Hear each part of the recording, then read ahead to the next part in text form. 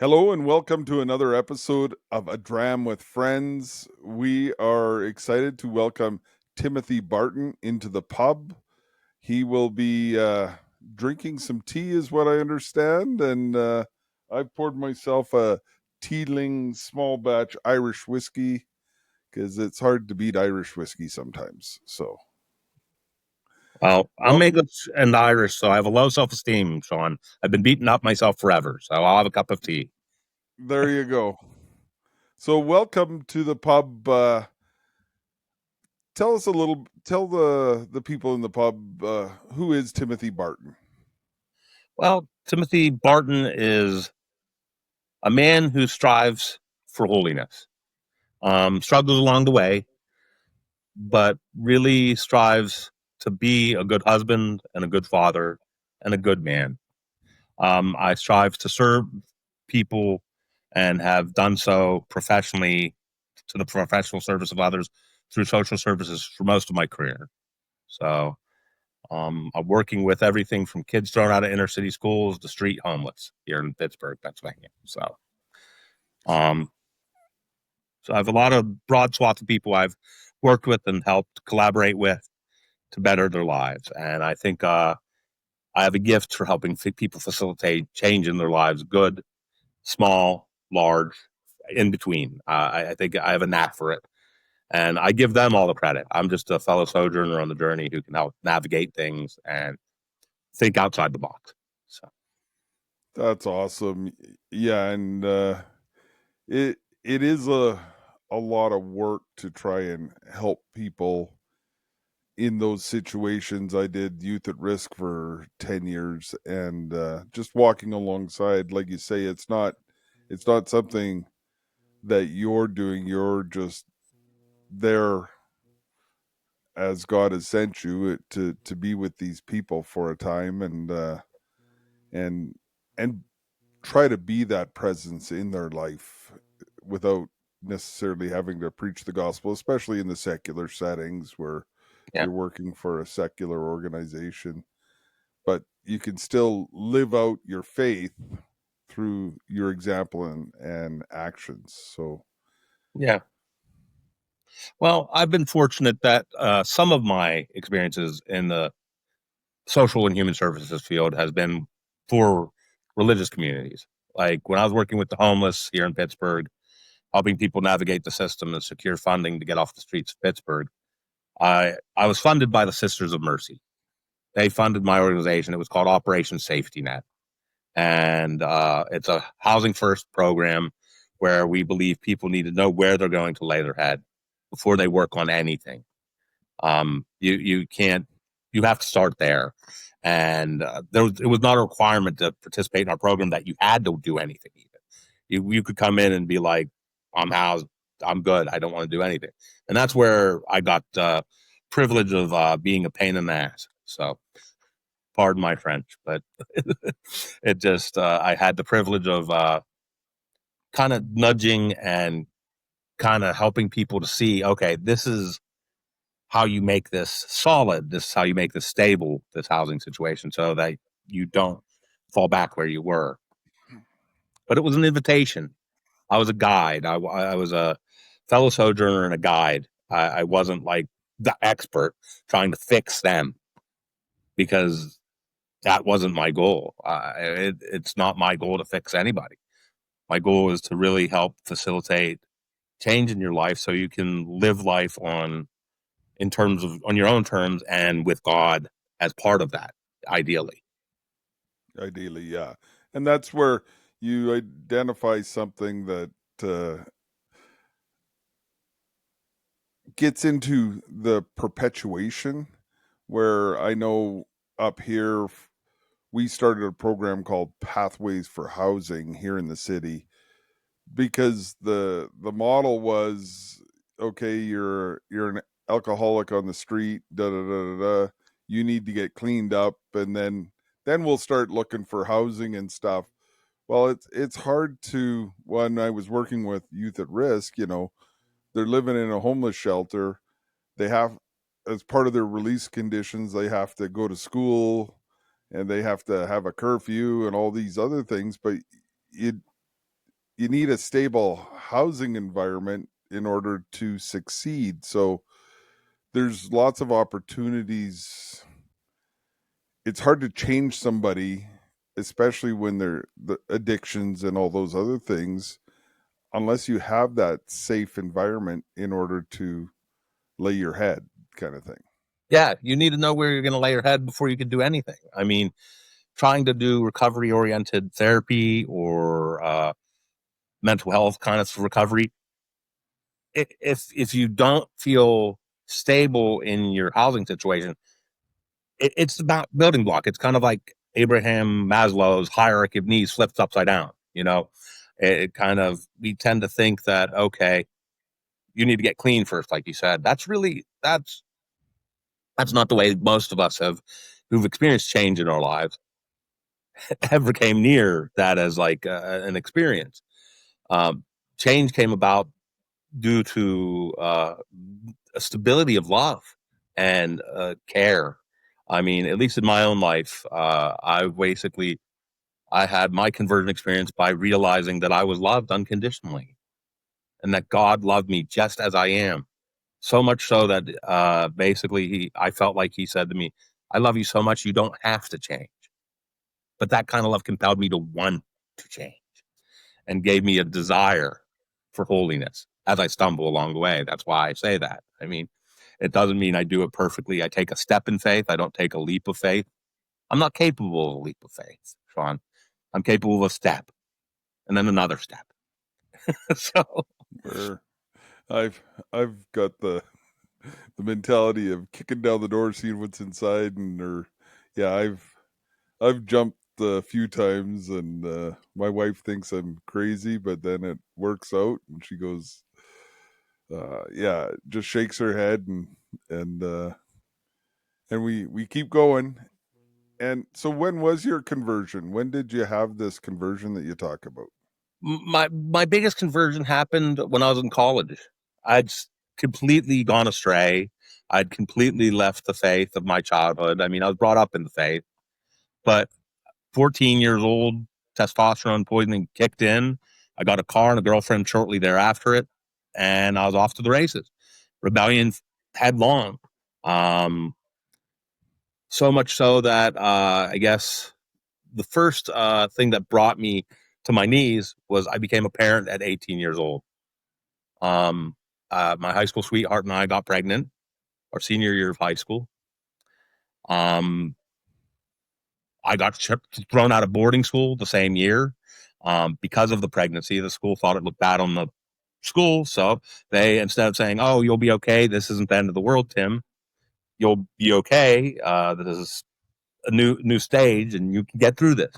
They threw me out, um, leading me to come home thinking, "Well, at least I have a girlfriend and a baby on the way." And when I did, my girlfriend, who I'd been with since I was 12, she was my best friend's cousin, had cheated on me while she was pregnant with our child while I was away at boarding school. She said she was scared and lonely and pregnant. And I fell to my knees. I turned into a puddle. My drug use shot up. Um, I turned to just numbing and comforting and still running in the ways of the world. Drugs and some sex kind of things, going around thinking, okay, well, if this is the way it is, there's no such thing as love. Just go out and be a gigolo or whatever. And I'm not proud of those times, but it is part of who I was. But when I met my daughter, my eyes, like scales fell from my eyes in some sense. It was a beginning. I basically looked at this little 5 pound, 5 ounce baby girl and I fell in love. I thought she was the neatest thing since sliced bread. And so that was the beginning of the scales coming off my eyes, looking at this little teeny peanut um, who nowadays is 30 years old. And she's still kind of tiny because she's a petite little thing, 5'2". Wow. Okay.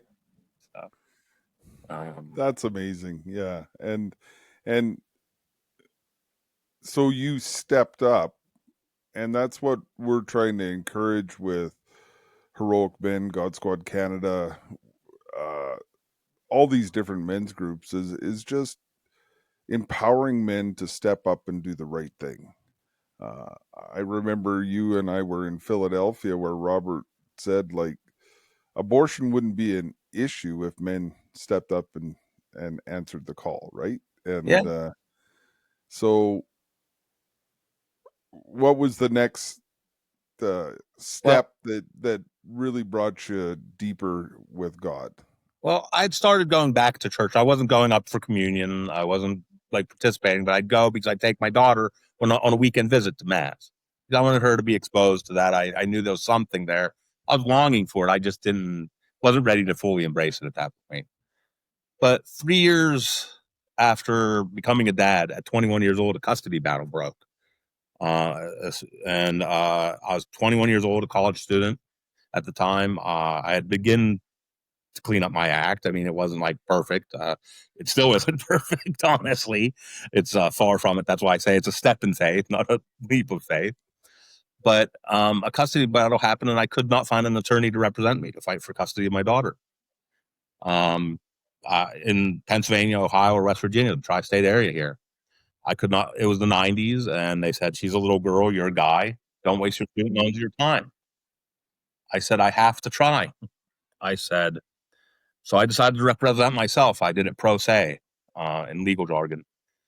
And I shouted up to heaven. I said, God, if you exist, do it your way. If I do it mine, I'm going to screw it up.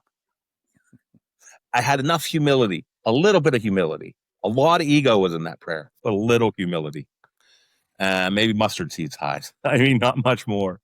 But I said that, and a year and a half went by with the grueling custody battle. It was so grueling. I had a dream one night. I was driving a bus, and my daughter was falling down at the wheel.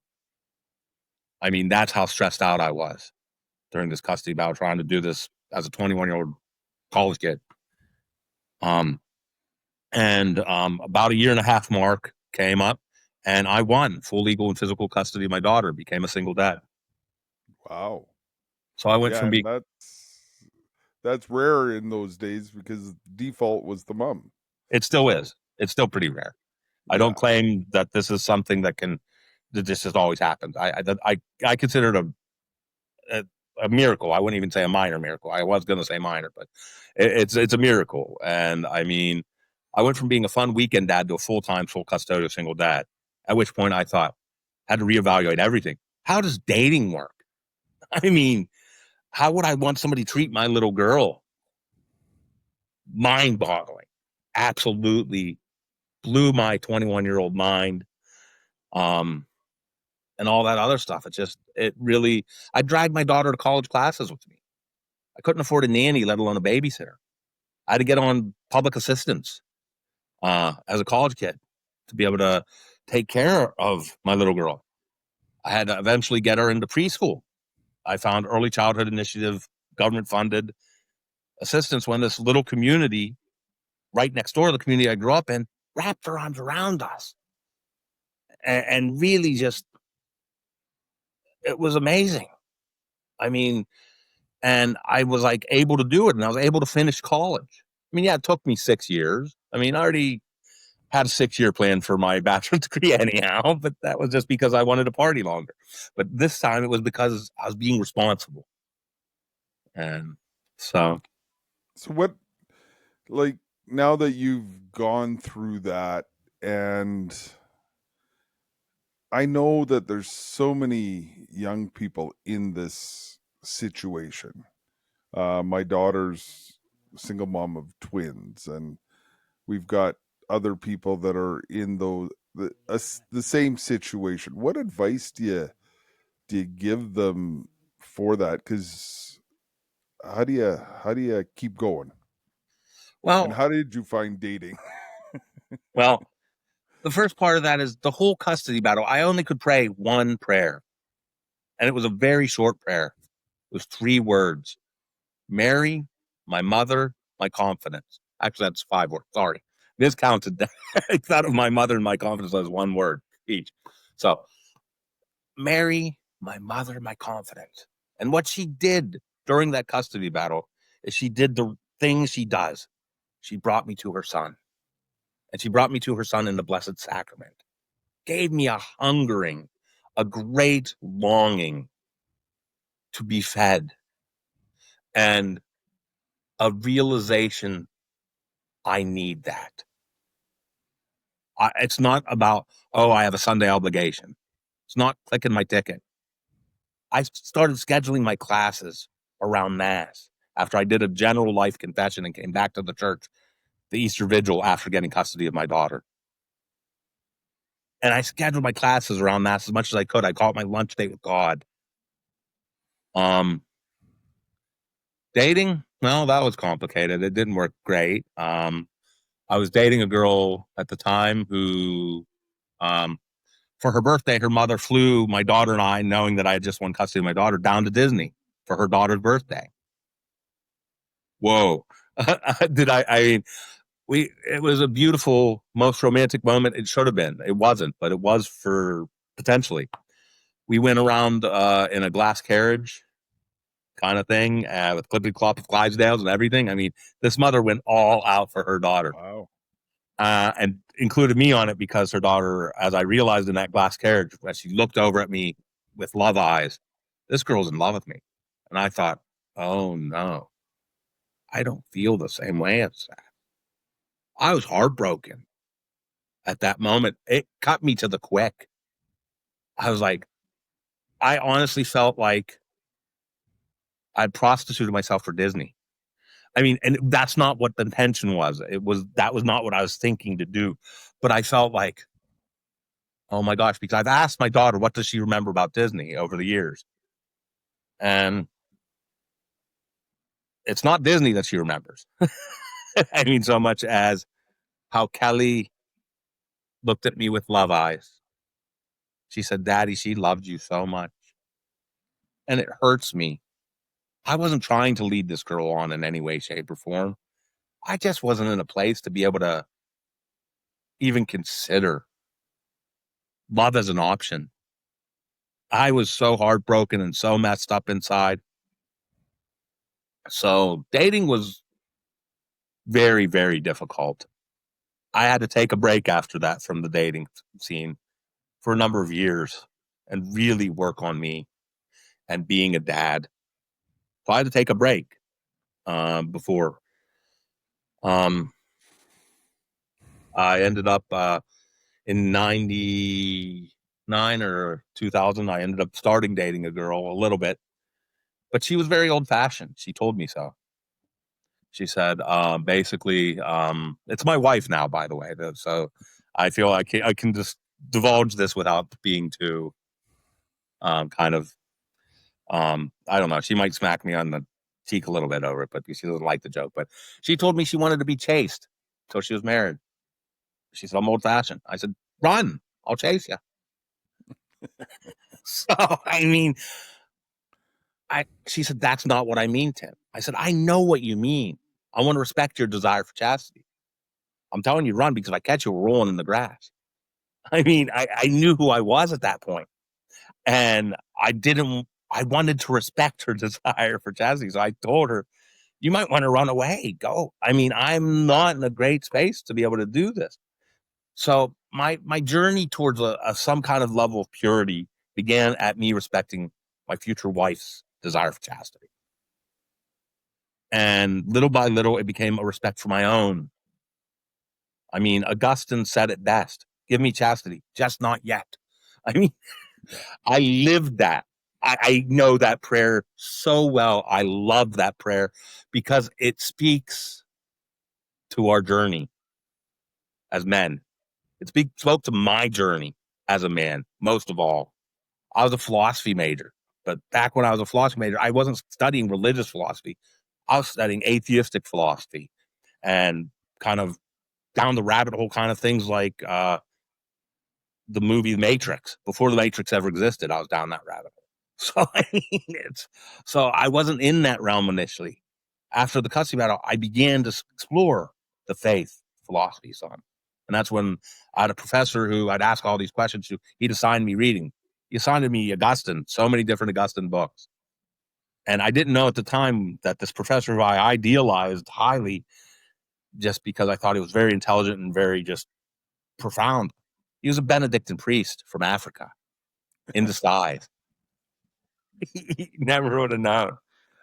He was a Wow. Nigerian fellow, and he became my spiritual director and my confessor. Oh, wow. When I first started going to spiritual direction, I didn't think it was spiritual direction. I was just asking him questions because he was a teacher in the program that I was in. And little by little, I started to realize, wait, something's going on here. It's amazing how God works and puts people in our lives, and those signposts along the Oh, way for us to look. So yeah. that's thank you for being open and sharing, and that's quite the journey. And Those God winks are incredible, Sean. I call them yeah, God winks or God instances. God yeah. instances, not a God We coincidence, a God incident. called it Christ incidents, not There a you go. coincidence. Yeah. Yeah. Where yeah, because I've seen so many, especially when I was working the streets of as a police officer and stuff. Yeah. You just knew why you were there because God sent you, and it. So some of the other stuff that we talk about is fun and family and food. So what is there a food dish or a dad dish that you developed that your daughter loves that I tried an adventure. I called it a very good steak. Basically, made a berry kind of sauce with fresh berries and some yeah, balsamic vinegar and everything, and put it on a steak. And you know what my daughter did? She said, what "Ew." My wife loved it. I thought it was pretty good too. I mean, I was like, it was my first steak at that. Oh, no pun intended, but maybe pun intended. is there Um, something you've developed over the years that is yours, or does your wife do all the cooking? no, I mean, in the beginning of my marriage, I was the primary cook. At the beginning of my marriage, now my Okay. wife has discerned a number of years back that she wants to be a CHO or chief home officer. I said, CHO, are you a choo-choo train? And she said, no. Read the paper I gave you. She was trying to leave the workforce because she wanted to be at home with our youngest daughter, our first biological child that was came about in birth. My wife adopted my oldest daughter first in her heart and later by law. Um, and basically, just it was. She said she got a Lobo, not a BOGO. A love one, get one, not a buy one, get one. So now she's the primary cook, and I don't know. I still cook the steaks because my wife likes the way I do them better. She likes how I grill them and everything, and she thinks I have that down pretty good. Guess I'm a good caveman. Um,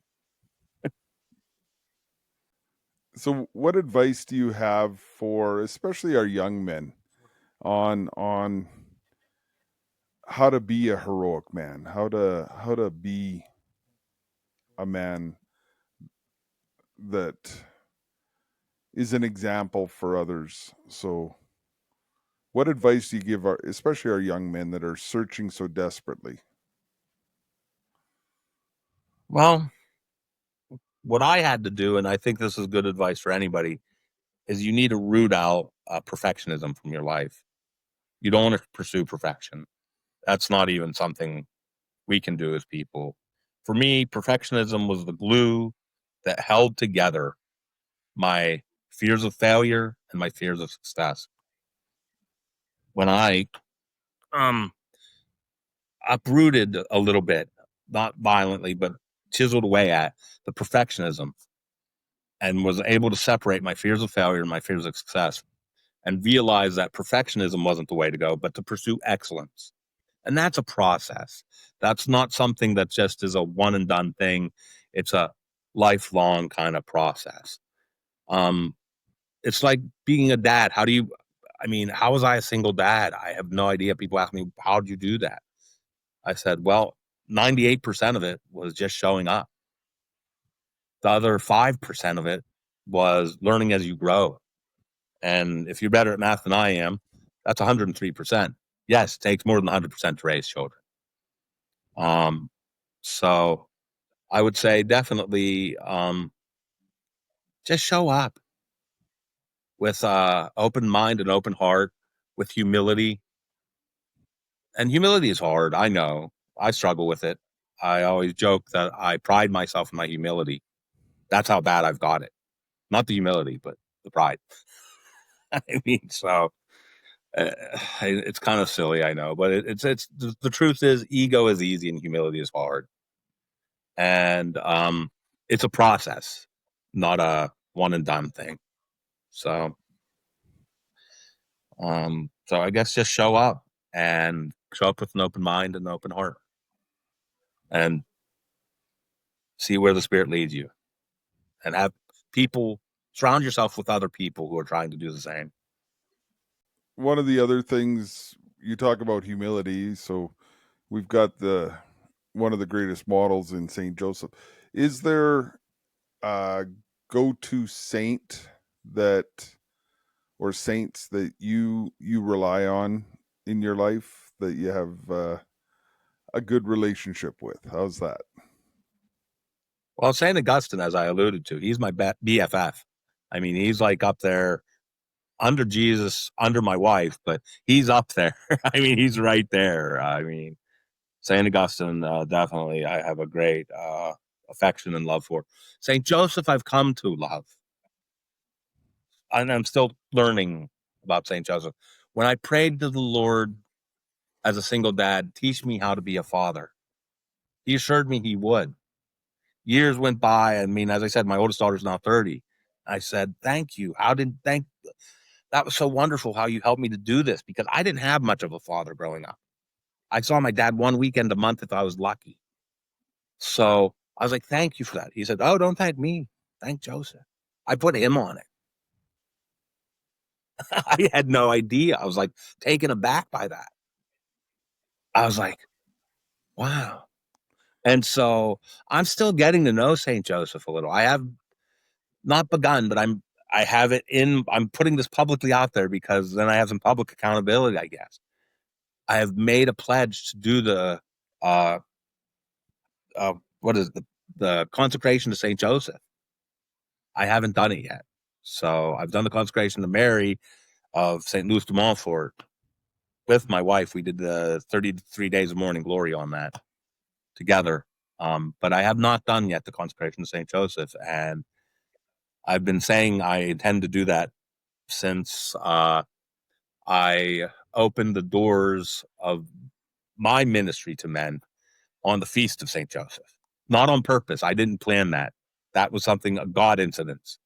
I mean, so I don't know how that happened, but because I was planning to wait till actually our Blessed Mother to consecrate my business on her day. But I launched my website on the feast of St. Joseph, not intentionally.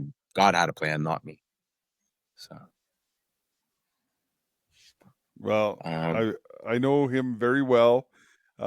So we're going to St. Joseph's Oratory this summer on our motorcycle ride, and August 15th, we're hoping to release the commissioned theatrical release of the Litany of St. Joseph that we had performed here in Calgary on March 17th at the Jack Singer Concert Hall. And we're hoping that this is a prayer that just opens up that relationship that you're talking about for so many people by turning to Saint Joseph, as he is the patron of so many. And if you look at his titles in the litany, which you will be asked to do during the consecration on a daily basis, so maybe you'll be able to use this as a tool to go deeper on one of those days or every day. So keep keep your eye on it. I want to thank you for taking time to join us in the pub. I don't know if you know, but the Gaelic term for whiskey is Ishkabaha, which means water of life. And I pray that you continue to lead souls to the true water of life. Thank you for joining us in the pub, and God bless all the work that you're doing. Thank you, Sean. I appreciate it. I always enjoy having a conversation with you. It's a little. I look forward to having another one someday. Hopefully in person soon. You bet. I hope you have enjoyed this episode of A Dram with Friends. Like and subscribe. Go to all podcast platforms to look for it on podcast, or go to godsquad.ca to support our mission.